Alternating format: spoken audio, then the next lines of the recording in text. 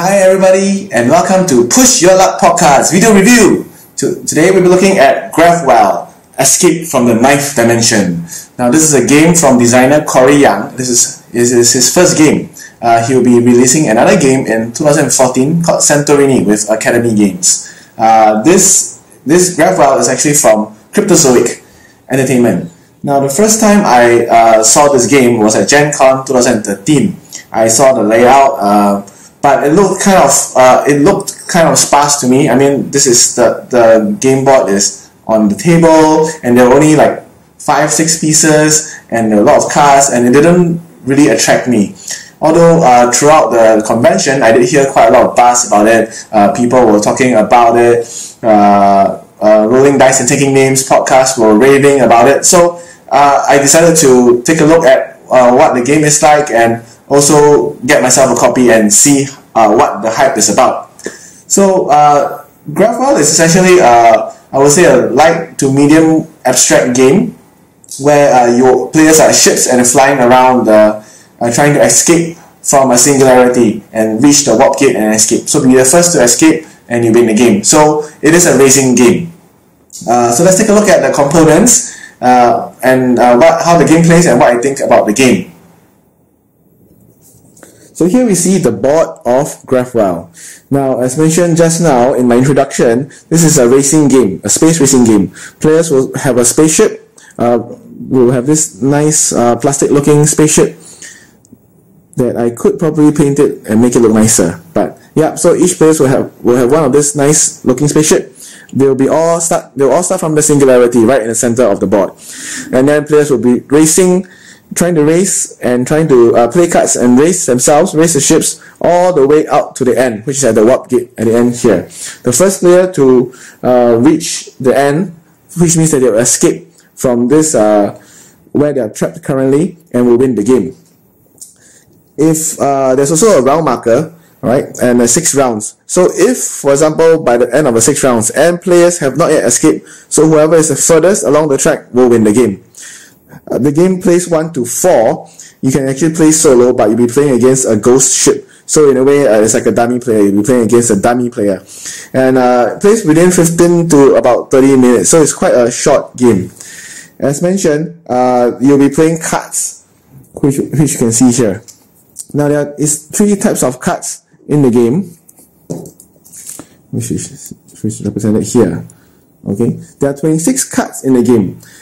And they correspond to the alphabet A to Z, and the designer has managed to find elements for most of them, I think, from A to Z. So there are 3 different types of cards as well in the game.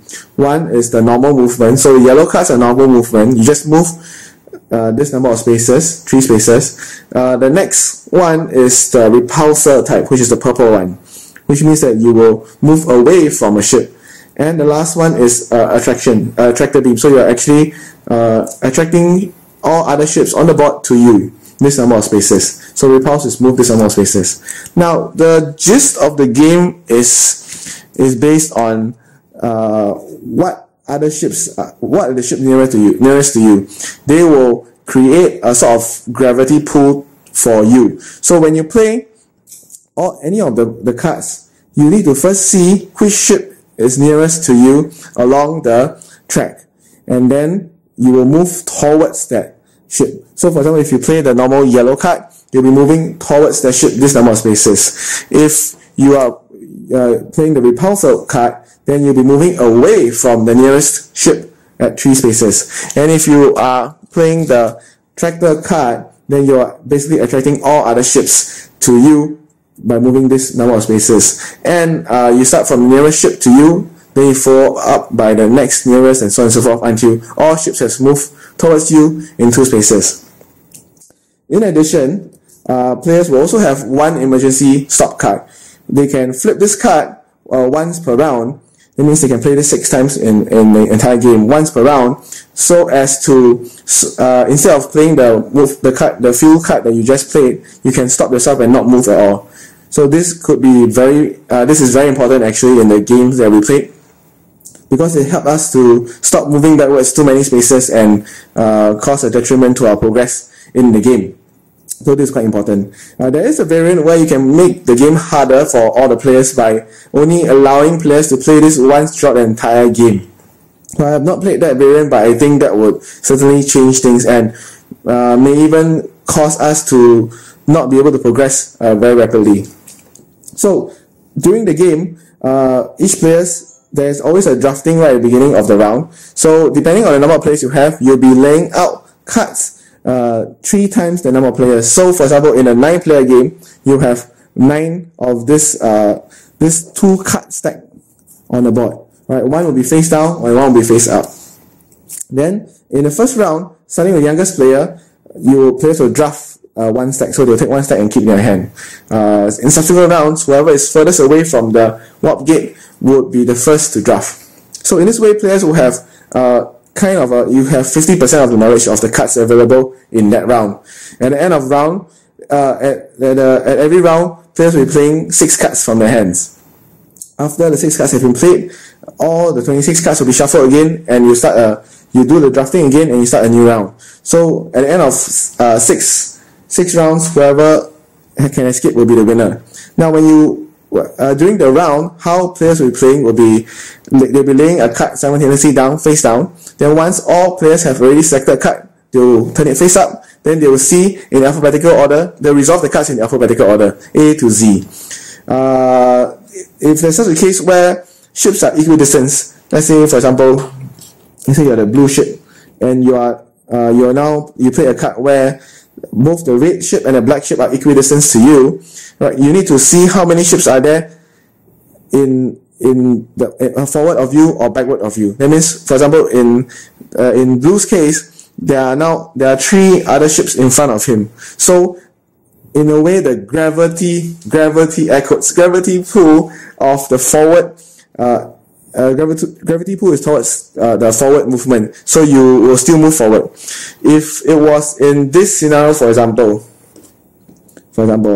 then if you play a card, even though these are derelict ships I did not mention previously, so they do not move, but they still function as normal ships, and they will cause gravity pulls as well. So when if in this scenario and you're playing a card, since the derelict ships are equidistant, you'll be forced to move backwards because behind you there are more ships, so you'll be moving backwards instead. So let's play a sample round, and then hopefully you'll see how the game works. Alright, so here we have a setup for a 3-player game. I've randomly did the drafting just now, and shuffled the cards, and each player have now selected 1 card to play. So this is round 1, each player selected 1 card, and after they're selected, we'll open the cards and see how it goes. So we'll go by alphabetical order. So K is before everyone else. He played 2 repulse, so this probably would not have been a good idea, but by doing so, he will not be able to move, because 2 and your nearest ship is actually those outside of singularity, because any ships inside singularity do not cause any gravity pull. So since they're outside and you are 2 away, that means you are moving 2 away from them, so you are actually back at square 1, so nothing happens. Next, okay, alright. Next will be O. O will be moving 7, so black ship will move 7, so move 7 spaces, 1, 2, 3, 4, 5, 6, 7. Next is R, so which is the blue ship. Blue ship will move towards the nearest ship, which is in front, so move 9 spaces. 1, 2, 3, 4, 5, 6. You count the space where the ship is on as well. 7, 8, 9. Now if you ended your space at the same space, ended your ship at the same space where another ship is at, you actually have to move forward 1 space for free. So it's 9, like that. So next, each of the players will choose another one again, and then they'll open, and then resolve again in alphabetical order. So I will go first. I is the blue ship. It will move towards the nearest ship. So in this case, the nearest now is behind him, which means that he needs to move backward 6 spaces, and it's probably not a very good move. So for example, if he wants to prevent this from happening, the black ship player can play emergency stop, flip this over, right? Flip this over, tap this over, for example. That will mean that the blue player the blue player will tap this over. That will also mean that the blue player will ignore the few card that they just played, so they will not move L. Next will be the red player with L. L is 4 spaces, so the nearest ship is the black ship to the red ship, so move for 1, 2, 3, 4. Finally, it's the black ship. Black ship will move towards the nearest ship. Right now it's a blue ship. Luckily, if the red ship moved closer, the black ship may need to move backwards. So the black ship will move forward 7 spaces. 1, 2, 3, 4, 5, 6, 7. Okay, so now players will select another one, and then they open again. Okay, so it's A, B, and Y. So for the blue player, move forward 1 space. So you count 1, 2, 3, 4, 5. 1, 2, 3, 4, 5. Equidistance. And because there's more ships in front, there's 2 derelict ships in front, so the blue player will actually get to move forward 1 space. 1 space. Then next look at the black player, there's 2 spaces. So because the nearest ship is behind the black player, so the black player will move back 2 spaces. 1, 2.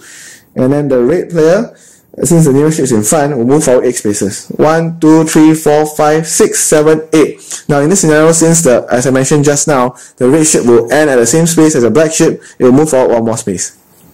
Okay? And so they will continue doing this until 1 round is over. So let's do 1 more round and see. Okay, so it's E, P, and V. So E, blue will move forward 2 spaces. In this scenario, since the black ship is nearest, so you pull the blue ship forward, so it's 1, 2. And you cannot land here, so you move forward, and you cannot land here, so you move forward 1 more space. So it kind of benefited from having all the ships lined up in this way. So the red ship will move forward, move 5 spaces, and because there's more ships in front, so you move forward 5 spaces. 1, 2, 3, 4, 5. And the black ship will move forward 7 spaces. 1, 2, 3, 4, 5, 6, 7. So this is how the game will work. The ships will continue moving until one ship finally reaches the warp gate, and that will be the winner. So let's go to my thoughts about the game.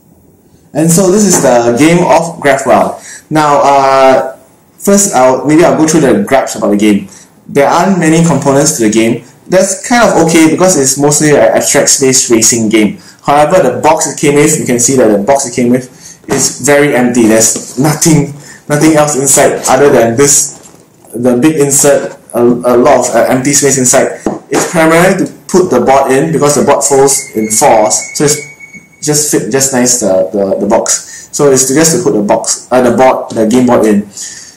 I mentioned to the designer that he probably could have used cards to lay out, or it's one linear track. But I guess thematically, you having a circular board in this way helps to visualize that you're escaping from the gravity well of the singularity, and you're having a gravity pull here and there. However, a linear board could also make it easier to visualize where the ships will be going easily. I mean, because you'll be seeing that there are more ships in front of you, so you definitely be moving forward, or which ship is closer to you in front or behind. So anyway, and some of the components are quite. I mean, the pawn is just it looks like a sorry slider pawn, so I'm not very sure. I mean, the ships are nice, but this is quite lacking. So for a game of this box size and 26 cards and these few minis, I think it could have been streamlined. It could have been a more smaller box, more like what I did ask the designer. He mentioned that he wanted to do a travel size version of this game, which I think would work better, and I think the price point would be much more attractive. The game itself is fun. It is an abstract game, as I mentioned, but surprisingly the team does pull through because of the gravity pull, and you'll be seeing how which ships are nearer to you, but it does change because you need to adjust yourself according to what other players have. I feel that it's more tactical than strategic, but it depends on the players. If the players can memorize what are the cards available, who chose what cards, and card count in a way, they will have 50% of the knowledge, and they should be able to plan much more better. For me, I could not do that, and most of the time I was just trying to see what I can do with the current cards I have and the positions where I'm currently at. So I'm more tactical when I'm playing GraphWow.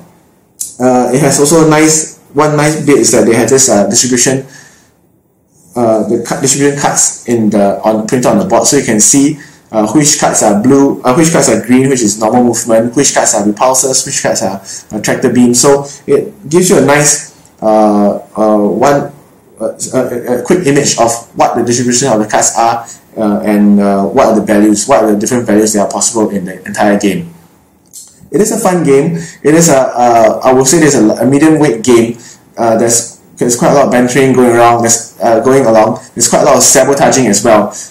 When we play the game, we would have to plan carefully and make sure we don't keep moving backwards. But sometimes other players happen to play a card before you, and they may cause you to end up moving backwards. So that's why, as I mentioned right at the start, the emergency stop is a very, very important card. Without this, most of us will be probably floundering around right near the beginning and hardly move at all.